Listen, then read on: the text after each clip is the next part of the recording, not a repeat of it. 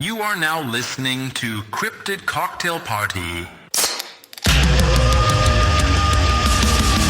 Creatures, let's meet for a drink. It's a treat. Join us. Join us in the fight.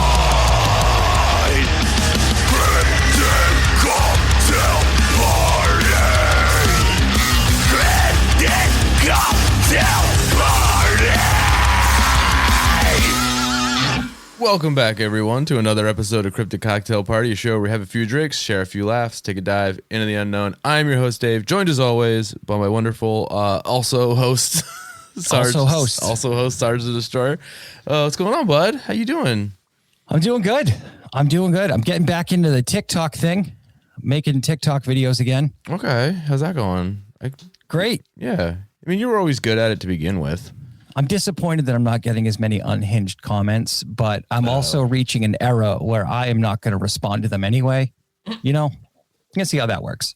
I mean, hopefully you get something. I mean, that's the best part of posting anything on TikTok is just getting absolutely unhinged bullshit thrown at you. I know, that's actually what I like. The thing is, though, like I'm getting the D squad trolls on TikTok. Nothing really compares to like old school Twitter day trolls. Because you would just get like fully unhinged comments. Oh yeah, they're a different breed over there on Twitter. Yeah, it's a different type of person altogether. Right. Oh. I would regularly apologize to people because their parents decided not to pay for the abortion. Jesus Christ. You do that on TikTok and you get a ban real quick. They don't have the stomach for my brand of humor. They don't have the gumption. Right. All right. The stick-to-itiveness. Well, hopefully that works out for you. How was your weekend? It was good. I'm a little hungover. We went to the Subaru Cherry Blossom Festival in Philadelphia yesterday, and I drank one too many yuzu shandies, and it was worth it. Oh, God, that sounds so good. Yeah. It made prepping for this episode today more difficult, but... See, we didn't have any festivals up here. We just had protests. Yeah. Well, there was the No Kings protest in Philly yesterday. I didn't go because I was drunk underneath cherry blossoms. But yeah. The problem is, though, up here, we have a protest like every weekend. New England has been famous for protesting government since the 1700s. We were not a good colony. Yeah, you guys were a bit of a problem back in the day. We do not get along with the government. Yeah, there was that whole Tea Party thing that went down, if I remember correctly. Yep. Yeah. And a revolution that followed that we started. That's whatever. That's no big deal. Neither here nor there. Had they foreseen what was to come of their great experiment, I think we probably would have remained British. Well, speaking of the English and also colonies, this is the perfect segue to jump into today's topic, Sarge. All right. I love it. Okay. Glad I thought of it. So this week we're going to be talking about one of the most famous mysteries in American history, and that is the Lost Colony of Roanoke. Are you familiar? Yeah. Yes, I'm very familiar. Holy shit, am I familiar? Yeah. God damn it, this is my time to shine. So, this is one of those stories that I feel like everyone has heard of, but they kind of only get like the Spark Notes version of it, which is that a bunch of English colonists showed up to Roanoke Island in the 1500s. They tried to establish a colony. Their governor leaves to get supplies, and when he comes back, everyone's gone. There's no bodies, no sign of a struggle, just the abandoned settlement and the word Croatoan carved into a fence post. That's like the Spark Notes version that I feel like everyone knows. I feel like if I was that governor, I couldn't help but take that personally. Well, there's a reason why. I mean, we're going to get into it, but yeah, it's a tale as old as time. So I figured today we would go over the history of the colony, what it was, who was there, all that jazz, and then dive into some theories of what might have happened. That is one hell of an Irish goodbye. Well, it's a bit more complicated than that, Sarge. So, so first, to understand why Roanoke was even a thing, you kind of have to understand that England in the late 1500s was looking at the New World, aka America, and realizing that they were a little bit late to the party. Behind the eight ball for sure. Yeah, by the time England seriously started trying to establish like actual settlements in America, Spain was light years ahead of them. They were planting flags, claiming territories, extracting resources, and just generally acting like they kind of owned half the planet, which, to be fair, at that time, they kind of did. They famously named the Appalachian Mountains. Did they? I didn't know that. Yeah. They named the Appalachian Mountains after a Native American tribe that was fucking nowhere near the Appalachian Mountains. That sounds about right. They were in Louisiana, but they were like, Appalachian, all the way up. Yeah, why Might not? as well be. So for England, colonizing the New World at this point wasn't about like finding some new sick place to live. It was more about not letting Spain get any more richer or stronger than they already were. Enters into the story Sir Walter Raleigh. So in 1584, Raleigh was granted a charter by Queen Elizabeth, which gave him permission to go and establish English settlements in parts of North America that England considered quote-unquote unclaimed, which back then was just normal European logic of, well, if another Christian monarch doesn't officially own it, I guess it's ours now, which of course is crazy considering there were already people very much living there. Eddie Izzard had a great bit about that, where he's like, we've discovered America, and the natives are like, excuse me, hi. Yeah, no, it was Do you very have much a flag? Yeah, it was very much claimed at that point. But it's important to remember because Roanoke wasn't just some empty, untouched island waiting for a bunch of half-wit English people to come on over and invent the concept of getting lost. The region was already home to multiple indigenous communities, all with their own like political relationships, trade systems, territorial boundaries, and survival knowledge, which the English had absolutely zero of. But for the English, Roanoke seemed like the most logical place to try and set up because it seemed like it could be like strategically useful. It had access to waterways, that there were barrier islands and inland sounds, and it looked like a place where England might be able to like establish a foothold in the New World without immediately getting steamrolled by the Spanish. But there's like another layer to this, and that was privateering. So I'm sure you and the listeners are aware colonial ventures like these weren't always just about building cute little settlements with like crops and cabins and shit. A lot of them were also tied up in the idea of using these outposts to support attacks on Spanish ships. You got to get that loot, baby. Yeah, right. Yeah. You got to loot max. Exactly. You're loot maxing. Exactly. So all this to say that Roanoke wasn't just a settlement project. It was part of a much bigger imperial pissing contest happening between England and Spain at the time. And right from the jump, this whole thing was built on ambition, bad assumptions, and the fucking idea that England could just drop people into a place they barely understood and somehow make it work, which... The misplaced confidence of the British is mind-blowing to me. Which in hindsight... stupid fucking plan. I feel like they should have known from the get-go. So let's dive into the first attempt at colonizing the island because, and I don't know if most people know this, but by the time the colonists we associate with the mystery arrived in 1587, the English had already tried to do this once and it went very poorly. I didn't know this, but I'm not surprised. I think their logic was like, well, it's an island, so we've been there before. So after an early reconnaissance mission in 1584 came back with rave reviews about the area, England decided, all right, let's fucking do this. So in 1585, a much larger expedition was sent out to establish an English foothold in the region. And just to be clear, this wasn't like a let's go start a nice little community and make a new life for ourselves type of operation. It was like a let's get a bunch of armed Englishmen over there and see if we can hold some territory type of. Yeah, let's kill everyone and then set up a tea shop.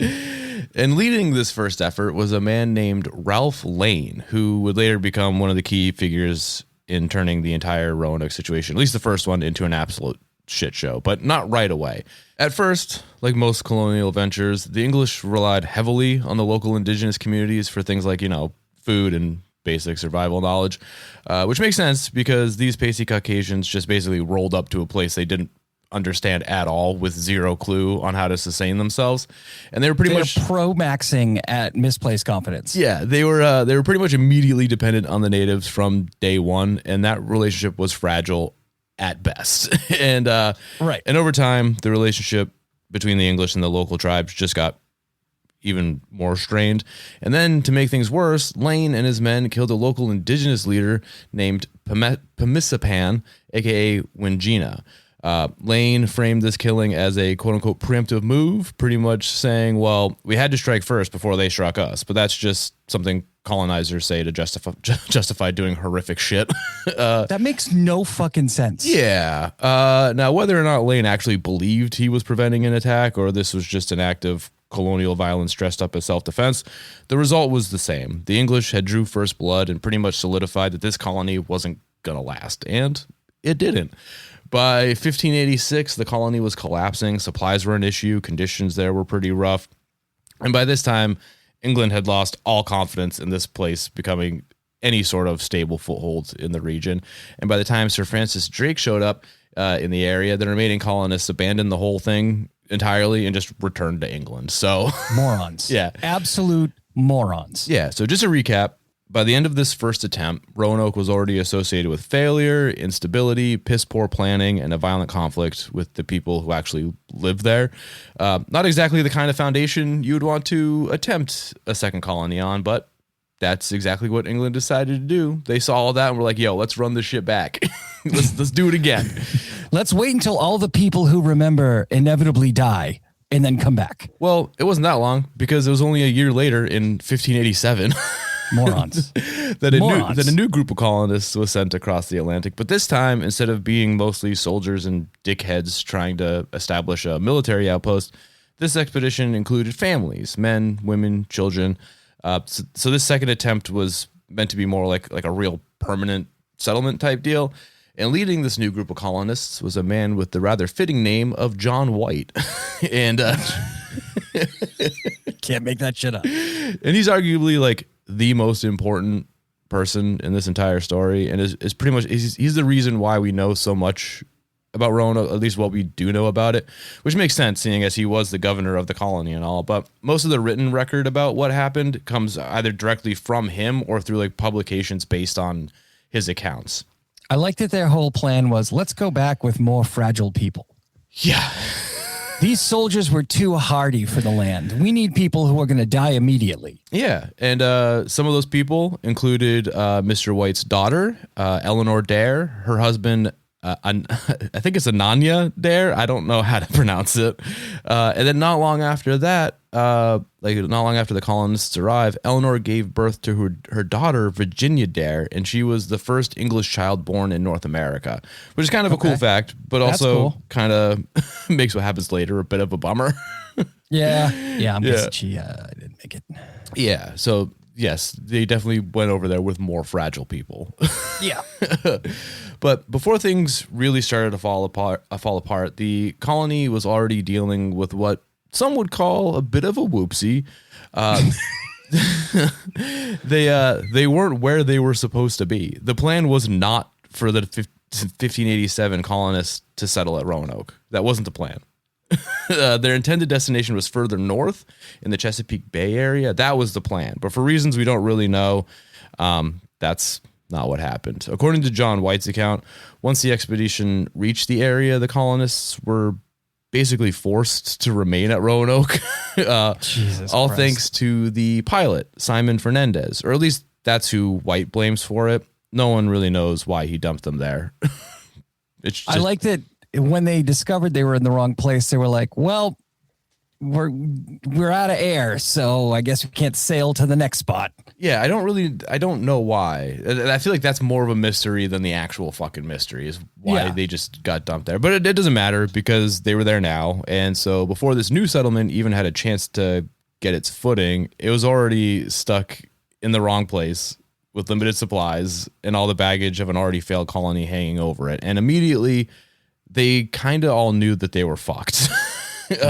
Yeah. Food and supplies were a major issue. Their ability to survive was shaky at best, and the colonists before them had already managed to create a little bit of a tension between them and the local indigenous tribes. Safe to say that this wasn't a situation where they could just like wait it out and see what happens.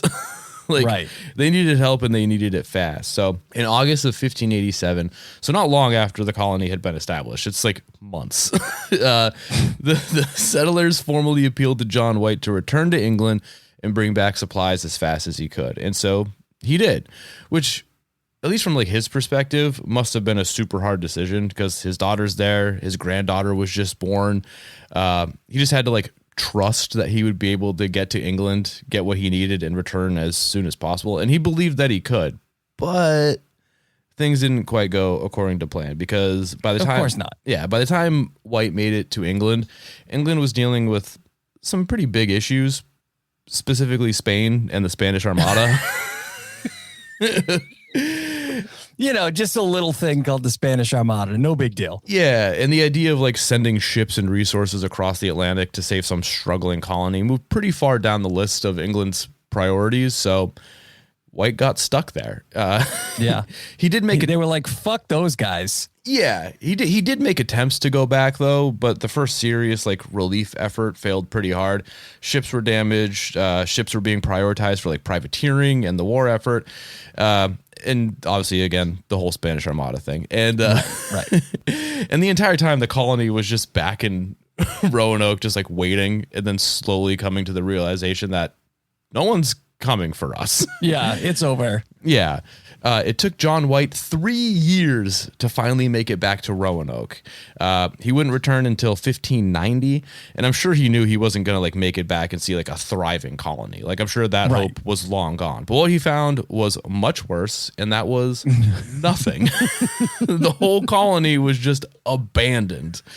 And I don't mean like destroyed or attacked. It was just empty, and not just empty either. Like the settlement looked like it had been taken apart and just left behind. Like the houses were dismantled. The whole area had been enclosed and reinforced with like a strong palisade. There was evidence that the colonists had altered the site deliberately before leaving, which means that this probably wasn't some middle of the night panicked escape. It looked like they had just packed up and gone somewhere. So are you following so far? Yes. Okay. I'm good. I get it. They went to the colony. They were fucked. He pieced out, didn't return. It feels like for a lot 3 of work. years. It feels like a lot of work. Like if you were going to abandon a place, why take it apart?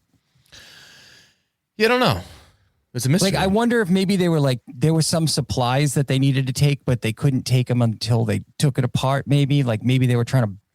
I don't know. It doesn't make any sense to me. I don't know, but maybe that was just standard practice. Like maybe like if they were like to leave, they just took it down. Maybe maybe the English had a leave it better than you found it type deal. I mean, I know that's not true. They did the exact opposite of that, but They did. You know, They did the exact opposite. yeah, but that's not all they found. As White and his party approached the area, they found the letter CRO carved into a tree, and at the entrance to the settlement itself, carved clearly into a wooden post, was the single word Croatoan. And I think most people, that's the one thing they remember most about this story was everyone's Right. gone and the word Croatoan. Now people like to make this out to be more mysterious than it is, and the real historical version is a little different than the legend people tend to turn it into, because in the actual context of the story, the word Croatoan carved into a fence post wasn't necessarily mysterious at all, at least not to White anyways. See, before he left in 1587, White said that there had been like an agreement in place. If the colonists had to relocate, they were supposed to carve the name of the place they were going so that anyone returning could follow the trail. And if they had been forced to move under distress or they were in danger, they were supposed to carve a cross alongside the message, which is an important detail because when White found Croatoan, there was no cross. So in his mind, at least, this was not a sign of catastrophe. He actually took this as a sign of hope because the word Croatoan referred to both a nearby place and an indigenous group that the English had some degree of friendly relationship with still. So White just assumed they moved. Then they left that clue and they are probably still alive, which is a reasonable conclusion to come to because beyond the carvings, there weren't any of the signs you might expect to find if the entire colony had been wiped out. Like there's no blood, there's no bodies. Yeah, there's no sign of a massacre. There wasn't any like mass graves found. There's like no evidence to suggest that 100+ people died. They were just gone. But to make it worse, like White never actually got the chance to follow up on that lead. Despite all this literal signs saying, "Hey, dickhead, go check Croatoan," he never ended up making it there, but it wasn't for a lack of trying. The problem was that he wasn't operating alone.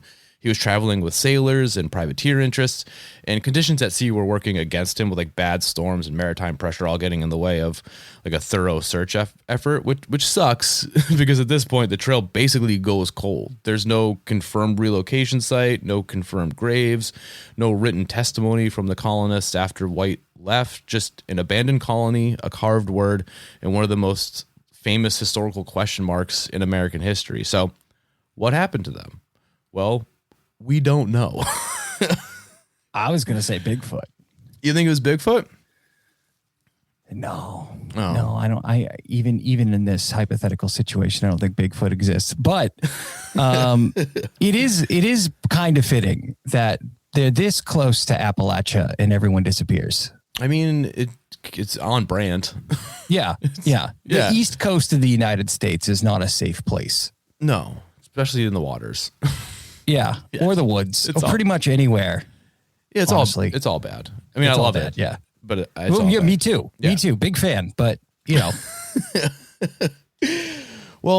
do you want to get in some theories about what people Yes, think might have please. happened? All right. So the first and probably the most likely is that the colonists left Roanoke and relocated to Croatoan, where they either joined or lived alongside them. Croatoan makes the most sense as a place they would have gone. Like they had a plan in place to let whoever know where they were if they left. They had some kind of okay relationship with them. And if you're stranded, undersupplied, and no one is coming to save you, it's a pretty logical move to go to where people might actually help you. Makes sense to me. And there is some evidence that this might have actually been the case. Archaeologists found evidence of the English at different Croatoan sites. There was like pottery. They found the hilt of a sword. There's some copper agates. And there are also rumored reports of like from future settlers that they were encountering indigenous people with gray and blue eyes and other features that the English interpreted as rather quote unquote European. Another theory is that they just moved inland. It's something that I guess they had been discussing for a while before White had even left. They wanted to move like 50 miles inland because Roanoke sucks. And again, they weren't even supposed to be there in the first place. Another theory is basically like a combination of the two, and that's just they split up. Some may have gone to Croatoan, some might have gone inland, some probably died trying to relocate. Everyone just kind of went their separate ways in order to survive any way they could, however they felt. I mean, English settlers are famously a fragile people. Yeah. Like if you look at the first settlement in New England, like had it not been for the Native Americans, they would have all died in that first winter. Yeah, we would have been cooked. Yeah. It's not. And then there's the idea that they were just all killed or were like wiped out due to starvation or disease. There are some supernatural theories, like alien abduction. Of course. Yep. There's also a theory that there was a zombie disease and they all ate each other. Okay. But it was contained to the island. Since it's an island, it was contained and then it just burnt out. But realistically, it's probably just the first one. They just went to Croatoan. I mean, if you look at every other situation of historical cannibalism, there's bones with teeth marks left. You know? Yeah. Like if you don't, you're going to find some bones. Like human beings are pretty good at like storing food in a certain way. So there's going to be something left over. Human bones just don't disintegrate after 3 years. Well, they could with salt water from the, No. Yeah. I mean, if the bones are in salt water, but not on an island. Well, I don't know. Maybe it's a real salty island, dude. I don't fucking know. I don't live there. I think we both know the English are famously resistant to salt. Yeah, just any seasonings in their food. That's why they had to take over India. And then they have all those spices. They don't even use them in their cooking. Well, they just make the other people's food. Which is why curry is so famous in England, because they were like, everything we do is terrible. Let's just eat the whole meal from that country. Yeah. I wonder if English curry is good. I'll be honest, never tried it. It's probably not. I've had Japanese curry and that's phenomenal. Yo, Japanese curry is the shit, dude. So it is good. amazing. But yeah, so there you have it, Sarge. That is the legend of the Lost Colony of Roanoke. There's no answers here. I have nothing for you. It's just, just a story. My thought is they probably split up. You think? I mean, it's one of They the probably split up. Some went some way and some went another way. I mean, if you look at like famous shipwrecks, that always seems to happen. There always seems to be two factions and they split up and then they both die. yeah. Like they probably hooked up with the Native Americans. They probably like connected with them, and maybe some settlers made it into the tribe, but I just don't see colonial people surviving very long. Yeah. Plus, if they moved further inland, you'd think there would have been evidence of like a whole nother settlement. Yeah, they would have built a settlement. If they stayed together, I think you would have seen more evidence of them. That's why I think they split up. And so they're sort of scattered to the wind. That's what I think happened. That makes the most And they sense. probably did intermarry and stuff, but I think it's a combination of disease and illness killing them. Probably animals too. I mean, oh yeah. And then, intermarrying with the tribes. Cause I mean, that was not super uncommon. There's a theory that the Vikings, when they came to New England or came to the North America, there's a theory that they also intermarried with the Native American tribes, because when later expeditions came to New England, they found natives with facial hair, which is not a super common thing in the Native American community. That makes sense. Yeah. I mean, yeah, I guess if you're just not a dickhead, you can learn to live Right. harmoniously together. Yeah, and there was a lot to be said back in the day about how Native Americans were supposedly savage, but more recent historical findings show that even when they took prisoners of war and used them as slaves, eventually they turned them into citizens of their tribe. Just kind of assimilated them into. Yeah. That makes sense. Yeah.